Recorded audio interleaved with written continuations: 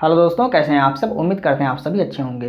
दोस्तों 25 अक्टूबर की कुमार गौरव सर की करंट अफेयर्स की फुल पत्ती वाली क्लास की रिवीजन क्लास में आप सभी का एक बार फिर स्वागत है। आइए वीडियो को स्टार्ट करते हैं। पहला प्रश्न है, प्रतिवर्ष संयुक्त राष्ट्र दिवस कब मनाया जाता है? 24 अक्टूबर को मनाया जाता है। 24 अक्टूबर को संयुक्त राष्ट्र दिवस मनाया जाता है। क्यों मनाया जाता है 24 अक्टूबर को? तो यूएनओ यानी कि यूनाइटेड नेशन ऑर्गेनाइजेशन की स्थापना कब हुई थी? 24 अक्टूबर 1945 को हुई थी, इसीलिए 24 अक्टूबर को संयुक्त राष्ट्र दिवस मनाया जाता है। इसमें कुल सदस्य कितने हैं? कुल 193 सदस्य हैं। मुख्यालय कहाँ पर है? न्यूयॉर्क, अमेरिका में इसका मुख्यालय है। पहले महासचिव उसके कौन है? यहाँ पर महासचिव कर लीजिए। फर्स्ट महासचिव कौन थे? ट्रिगवेली थे, ये नॉर्वे के रहने वाले हैं। और वर्तमान में महासचिव कौन है? एंटोनियो गुटेरस, ये कहाँ के हैं? ये पुर्तगाल के रहने वाले हैं। वर्तमान महासचिव कौन है? एंटोनियो गुटेरस, ये पुर्तगाल के रहने वाले हैं। थीम क्या है जो 2023 में संयुक्त राष्ट्र दिवस मनाया गया है 24 अक्टूबर को? इसकी थीम क्या है? थीम है इक्वलिटी, फ्रीडम और जस्टिस, इसकी थीम है। स्ट्रैटेजी के प्रश्न देखिए। स्ट्रैटेजी के प्रश्न में पहला प्रश्न है, यूएनओ यानी कि यूनाइटेड नेशन ऑर्गेनाइजेशन में कितने अंग हैं? तो इसके कितने अंग होते हैं? इसके 6 अंग हैं। यूएन महासभा के 78वें सत्र के अध्यक्ष कौन है? डेनिस फ्रांसिस, ये 78वें सत्र के अध्यक्ष हैं और ये कहाँ के रहने वाले? त्रिनिदाद और टोबैगो देश के राजदूत हैं। अभी आपको याद रखना है, डेनिस फ्रांसिस ये त्रिनिदाद और टोबैगो देश के राजदूत हैं। ये इंपॉर्टेंट है, आपको याद रखना है। UNSC United nation security council में कितने सदस्य होते हैं? तो इसमें 15 सदस्य होते हैं। 5 अस्थायी होते हैं और 10 अस्थायी होते हैं। अस्थायी जो सदस्य होते हैं उनका कार्यकाल 2 वर्ष का होता है और 5 जो अस्थायी सदस्य होते हैं उनके पास वीटो पावर होता है। इसमें कौन कौन से देश शामिल हैं? अमेरिका, फ्रांस, रूस, चीन और यूके, इसमें 5 देश शामिल हैं जिनके पास जो 5 देश इनके पास वीटो पावर होता है। ये किसी भी प्रस्ताव को खारिज कर सकते हैं या उसे स्वीकार कर सकते हैं। तो ये 5 देश आपको याद रखना है। वीटो पावर किसके पास होता है? अमेरिका, फ्रांस, रूस, चीन और यूके के पास वीटो पावर है। ये 5 स्थायी सदस्य हैं और अस्थायी कितने हैं? 10 अस्थायी सदस्य। इनका कार्यकाल 2 वर्ष का होता है। अंतर्राष्ट्रीय न्यायालय का मुख्यालय कहाँ पर है? द हेग, नीदरलैंड में अंतर्राष्ट्रीय न्यायालय का मुख्यालय है। अंतर्राष्ट्रीय न्यायालय, यूएनएससी, यूएन, ये सभी यूएनओ के ही अंग हैं, आपको याद रखना है। नेक्स्ट प्रश्न है, एशियन पैरा गेम्स 2023 में पैरा डोंगी में स्वर्ण पदक जीतने वाली पहली भारतीय महिला कौन है? प्राची यादव, ये ग्वालियर मध्य प्रदेश की रहने वाली हैं।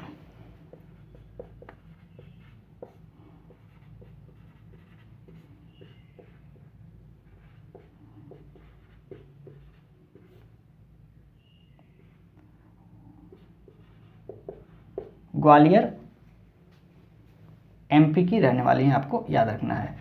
तो प्राची यादव, इन्होंने पैरा डोंगी में स्वर्ण पदक जीता है। ये भारत की हैं और ये ग्वालियर के रहने वाली हैं, आपको याद रखना है। इन्होंने स्वर्ण पदक जीत लिया है। स्ट्रैटेजी के प्रश्न देखिए।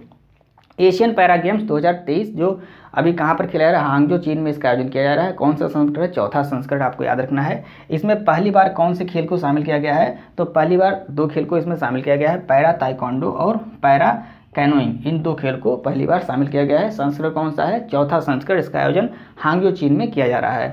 पैरा ताइक्वांडो, इसमें भारत को पहला पदक किसने दिलाया है? अरुणा तंवर, इन्होंने दिलाया है। ये कांस्य पदक के रूप में इनको भारत को पहला पदक दिलाया है। किसने दिलाया है? अरुणा तंवर ने दिलाया है। तो भारत ने ताइक्वांडो में पहला पदक जीता है, अरुणा तंवर जी ने दिलाया है और ये कांस्य पदक जीता है उन्होंने, आपको याद रखना है।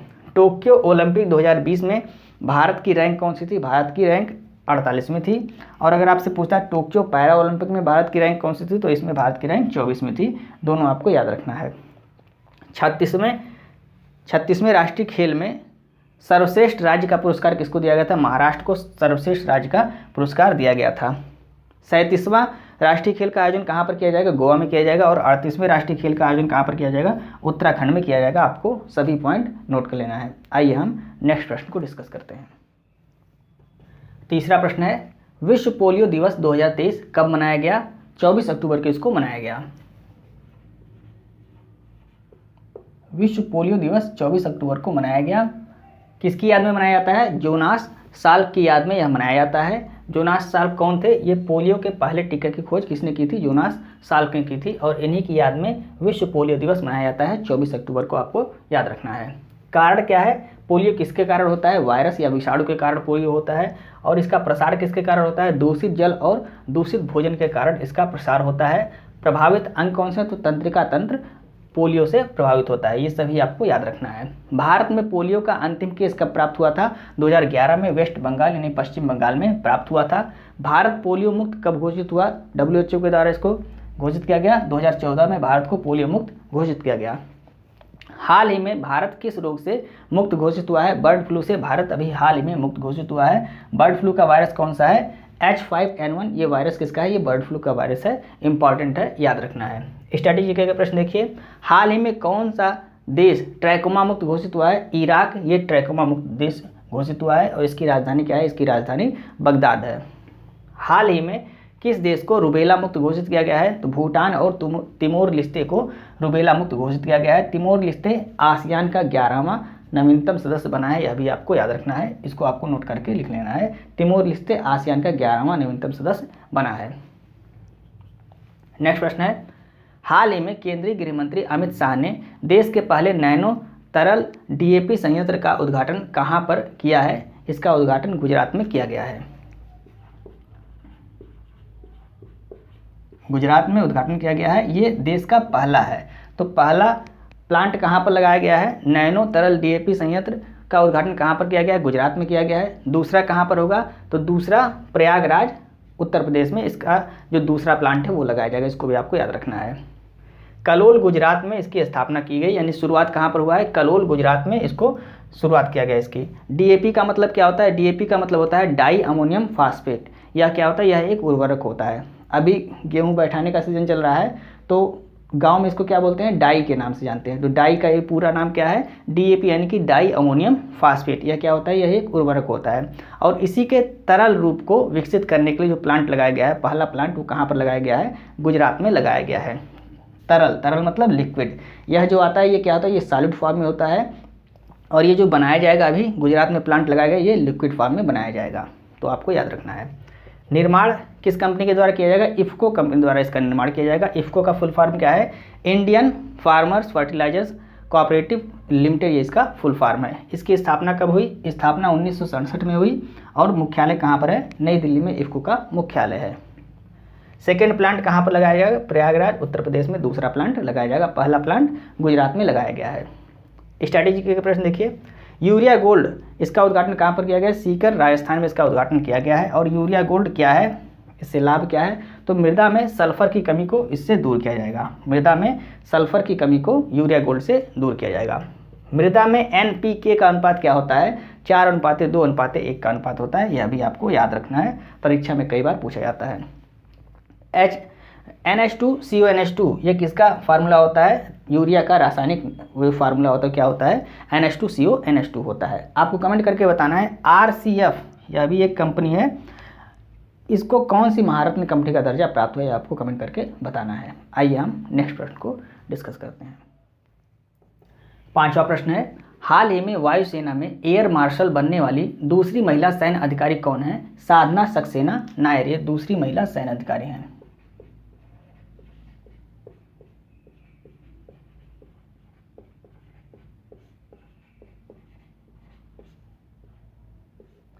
साधना सक्सेना नायर ये दूसरी महिला सैन्य अधिकारी हैं। क्या बनी हैं? ये वायुसेना में एयर मार्शल बनने वाली दूसरी महिला सैन्य अधिकारी हैं। पहली कौन है? तो पहली महिला सैन्य अधिकारी कौन थी? पद्मा बंदोपाध्याय ये पहली महिला सैन्य अधिकारी थी। और दूसरी कौन बन गई हैं? साधना सक्सेना नायर बन गई हैं। इंपॉर्टेंट है, याद रखना है। एयरफोर्स की स्थापना कब हुई? 8 अक्टूबर 1932 में इसकी स्थापना हुई। और अभी हाल ही में एयरफोर्स ने अपना स्थापना दिवस 2023 वाला जो 8 अक्टूबर को मनाया गया, कहाँ पर मनाया है? प्रयागराज उत्तर प्रदेश में इसको मनाया है। स्ट्रैटेजी के प्रश्न देखिए, रेलवे बोर्ड की नई CEO किसको बनाया गया है? जया वर्मा सिन्हा जी को बनाया गया है। सियाचिन में तैनात होने वाली पहली महिला अधिकारी कौन है? कैप्टन शिवा चौहान ये सियाचिन में तैनात होने वाली पहली महिला अधिकारी हैं। पहली महिला से संबंधित हमने एक वीडियो अलग से बनाई हुई है, जिसका लिंक आपको वीडियो के डिस्क्रिप्शन में मिल जाएगा, या आपको वो वीडियो के एंड स्क्रीन में जो प्लेलिस्ट आएगी उसमें भी वो वीडियो आपको मिल जाएगी। नेक्स्ट प्रश्न देखते हैं, हाल ही में वनडे में सबसे तेज 2000 रन बनाने वाले बल्लेबाज कौन बन गए हैं? शुभमन गिल। शुभमन गिल ये वनडे में सबसे तेज 2000 रन बनाने वाले बल्लेबाज बन गए हैं।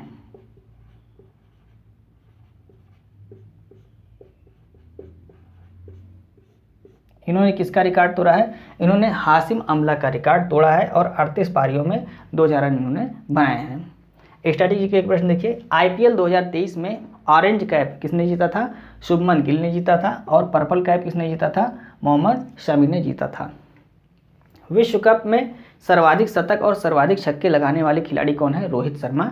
इन्होंने सर्वाधिक शतक भी लगाए। ये विश्व कप की बात हो रही है, विश्व कप में सर्वाधिक शतक लगाया है और सर्वाधिक छक्के किसने लगाए हैं? रोहित शर्मा ने लगाए हैं। 19वें एशियन गेम्स में क्रिकेट में गोल्ड किसने जीता है? तो क्रिकेट में भारतीय पुरुष टीम ने भी गोल्ड जीता है और भारतीय महिला टीम ने भी गोल्ड जीता है। भारतीय पुरुष टीम ने किसको हराया था? अफगानिस्तान को हराया। और भारतीय महिला टीम ने श्रीलंका को हराया। दोनों आपको याद रखना है। नेक्स्ट प्रश्न देखते हैं, हाल ही में सहकारी बैंकों की सपनों का संचय जमा लिंक्ड ऋण योजना का शुभारंभ किसने किया है? हिमाचल प्रदेश ने इसका शुभारंभ किया है।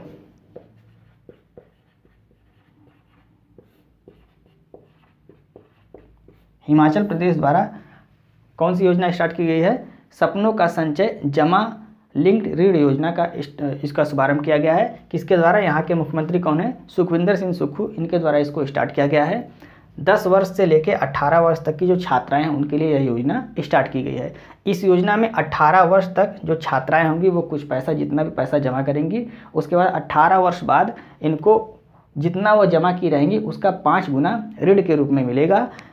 उच्च शिक्षा और स्टार्टअप शुरू करने के लिए, अगर वो उच्च शिक्षा आगे पढ़ना चाहती हैं तो उसके लिए उनको 5 गुना जितना जमा होगा उसका 5 गुना ऋण मिलेगा, या कोई स्टार्टअप शुरू करना चाहते हैं तो उसके लिए उनको 5 गुना ऋण मिलेगा। यह योजना है, कहाँ पर स्टार्ट की गई है? हिमाचल प्रदेश में स्टार्ट की गई है। स्ट्रैटेजी के प्रश्न देखिए, CM सीखो कमाओ योजना ये मध्य प्रदेश की योजना है। नंद बाबा दुग्ध योजना ये उत्तर प्रदेश की योजना है। और लाडली बहना योजना यह भी आपकी मध्य प्रदेश की योजना है। इंपॉर्टेंट है, तीनों आपको याद रखना है। आइए हम नेक्स्ट प्रश्न को डिस्कस करते हैं। 8वां प्रश्न है, हाल ही में छात्रों की सहायता के लिए AI संचालित ऐप डाउट क्लियरेंस बॉट किसने लॉन्च किया है? आंध्र प्रदेश द्वारा इसको लॉन्च किया गया है।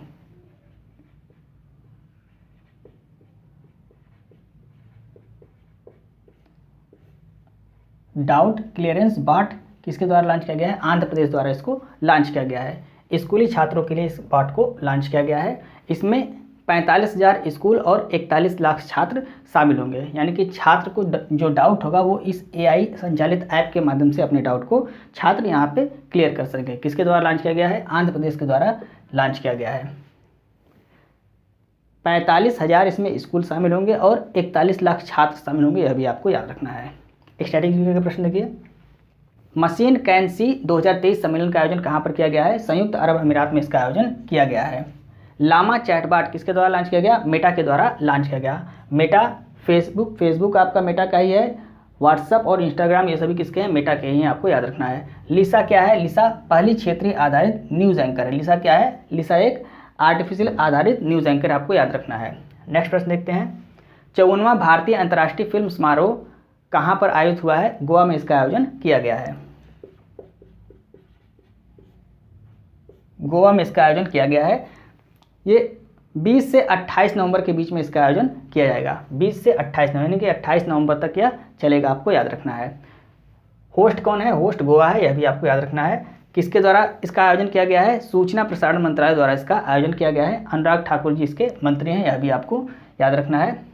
शुरुआत अट्टम फिल्म से इसकी शुरुआत हुई, जो मलयालम फीचर फिल्म है, यह भी इम्पॉर्टेंट है। स्ट्रैटेजी के प्रश्न देखिए, 69वां राष्ट्रीय फिल्म पुरस्कार, इसमें सर्वश्रेष्ठ अभिनेता का पुरस्कार किसको दिया गया? आलू अर्जुन को दिया गया। ये पुष्पा फिल्म के लिए इनको यह पुरस्कार दिया गया। अब सर्वश्रेष्ठ अभिनेत्री का अवार्ड 2 लोगों को दिया गया है, कृति सेनन मिमी फिल्म के लिए और आलिया भट्ट, इनको गंगूबाई काठियावाड़ी फिल्म के लिए पुरस्कार दिया गया है। सर्वश्रेष्ठ फीचर फिल्म रॉकेटरी फिल्म को दिया गया है। सर्वश्रेष्ठ हिंदी फिल्म सरदार उधम इस फिल्म को दिया गया है। और दादा साहब फाल्के पुरस्कार, जो 53वां दादा साहब फाल्के पुरस्कार है, वो किसको दिया गया है? वहीदा रहमान जी को दिया गया है। यह भी इम्पॉर्टेंट है, आपको नोट कर लेना है। नेक्स्ट देखते हैं, हाल ही में गाजा संघर्ष पर शांति शिखर सम्मेलन कहाँ पर हुआ है? मिस्र या इजिप्ट में इसका आयोजन किया गया।